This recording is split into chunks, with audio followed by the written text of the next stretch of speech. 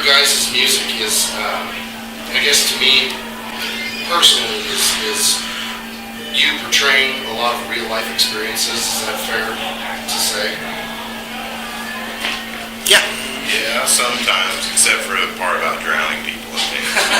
Yeah, murder songs, we've never actually killed anyone. Sure. But we have several of those. So, when you are writing music about personal stuff, how does that translate, I suppose, when you're sharing it with your fans? Is it an easy thing to do, write about something miserable that happened to you and then share it with a bunch of people, that listen to your music? It's easier to do in a room full of people that you don't know than it is to do at home to one person.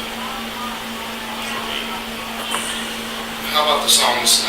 You each have songs that you sing, and do you write your own lyrics for those songs? Are there any that are passed around? Like, let's say Wayne writes a song and says, "Jeff, you will sing this one." No, pretty much if I write it, I'll sing it. Eric writes it, he'll sing it. So. How about the music when you guys do get together to, make the cohesive that is split that? We write the whole song ourselves. Like, I write the whole song, and I mean, the subtle nuances will build throughout, playing it 100 times or whatever. But we'll each write our own basic skeletal frame of the song to bring in.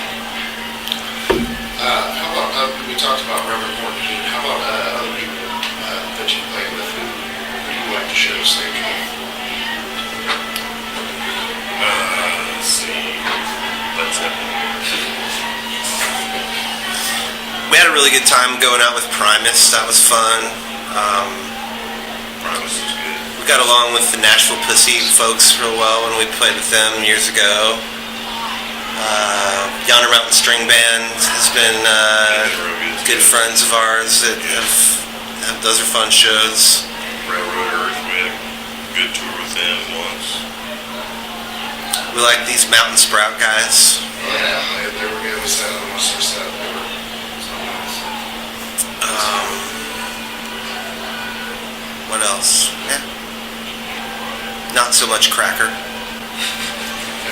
You've played with Cracker, haven't you? Yeah, we have. It was you guys, Reverend Morton Heat and Cracker, wasn't it? They're fine. They're just a little hard to get to know. Yeah.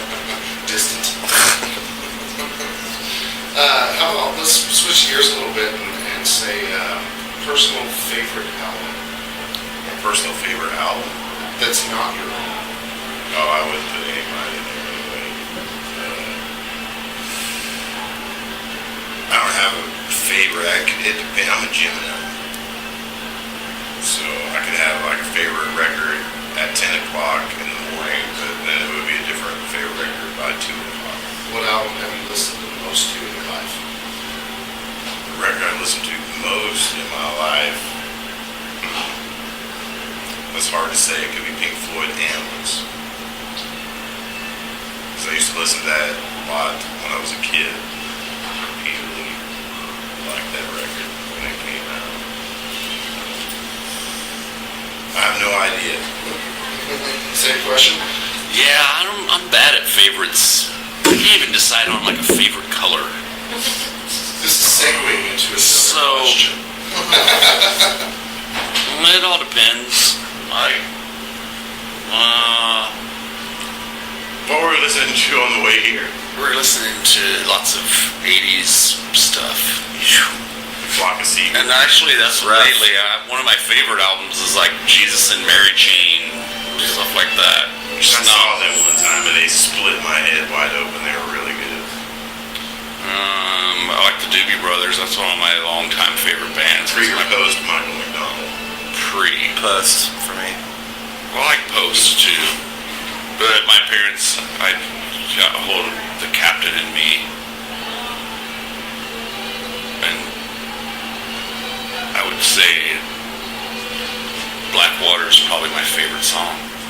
If I had to pick a favorite song. My favorite band is definitely Deep Purple. And probably my most influential album and favorite album, if I had to pick one of anything, which I love all kinds of music, but it would be Metallica Master of Puppets. And I also really love Roger Waters' The Pros and Cons of Hitchhiking. It would probably be one of my, like if I was stuck on a desert island type of things. Right. So the old standard question. Don't ask me where I get my information from, because it could be false, but I've heard talks of the new split Lip Rayfield album. True? False? eventually they're true, but there's nothing like right on the horizon where songs are written or being written and we're planning and scheming, and it'll happen this year. But did you guys have much to do with like the packaging for All Be Around? yeah. Everything to do with it. Jeff designed it. Right, and it's got the schematics for the base. Yeah. Very cool. I really enjoyed that. Yeah, we all our artwork. Thanks. Yeah, I did. Well, except for the one that Ron, the tattoo friend of ours, did one of the covers. I did all the other ones. Yeah, I went on a little one-night road trip with, was it Snakebite? Was playing in Manhattan? Yeah. One of Eric's other bands. And we were looking at a Chilton's manual, and that had some exploded view drawings in it. And then Eric thought it would be a good idea to do that, so I looked up some basic rules of technical drawings and made up some graph paper and started drawing parts. And then I drew out all the parts, and then I scanned all, and then I put it all in the computer, and then I assembled all of it and drew all the lines. Right. Yeah, it was cool. I liked it. It's not like anything I've seen before on an album. You know what I mean? Which is probably what you're. Well, people are always asking about it all the time. How'd you make that? And It's I'm like, all right, here you go. here it is. This is all the stuff. You can buy it on a t-shirt for $15, how to make the bass, and all the parts listed on one side.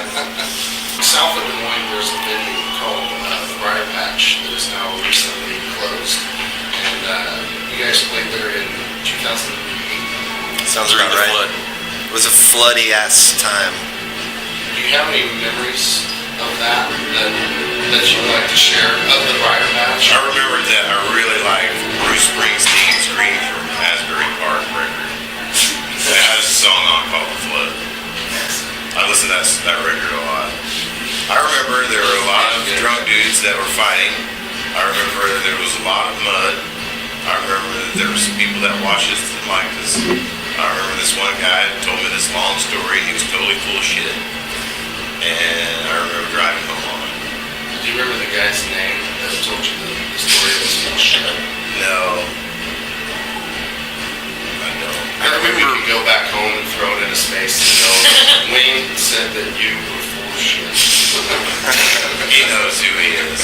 If he saw this video, he'd go, oh, that's totally me. Or he wouldn't, because he is.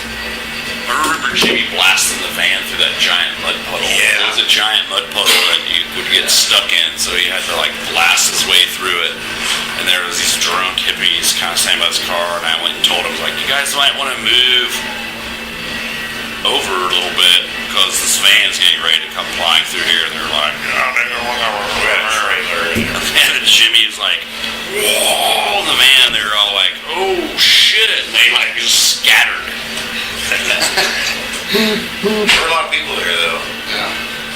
Yeah, they drew a crowd until they closed their shop there. There were lots of cops hanging around that place. Sure. Yeah. You guys are musicians first, would you say? I mean, career-wise, musicians first. Yeah. Oh, yeah, I haven't had a job. I know you guys have had like lots of different hobbies, bike building, printing. You guys do anything else to kind of help pay the bills, or? I have a screen printing shop. I teach guitar lessons. No.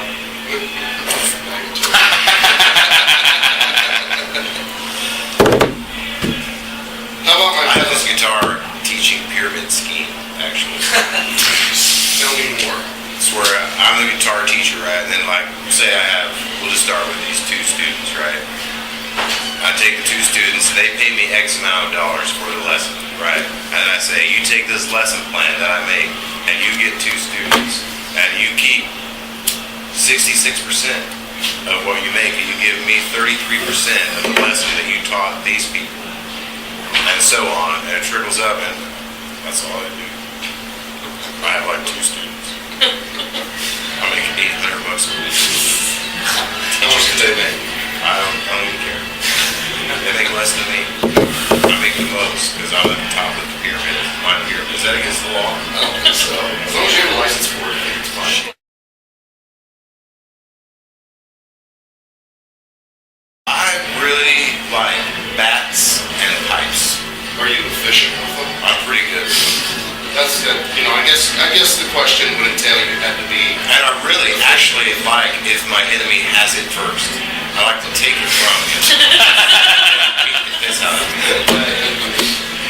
prefer them to have it first. And I take it from them and then beat the piss out of them. So if you saw somebody with a bat that was coming at you, would you be like, yes, son of a bitch, I'm getting that bat? Oh yeah. Jeff? I like hammers. Hammer's a good one. Very destructive. Which end? Well, it's either whichever. It depends on how rough you need to get, I guess. Depends on how bad you want the charges to be pressed, right? Even, well, ball peen works too. See, clawing is fairly destructive. I prefer to settle all my disputes over a chessboard.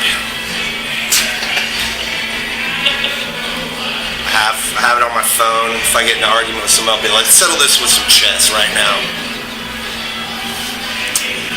And other than that, I've thought that my banjo, actually, the pot's about 15 pounds, and I've thought several times about people in front of me, like how easy it would be for me just to crush their head completely with an overhand blow of the banjo. What if you put like a small axe blade or something? Could do that. I like Gene Simmons' bass.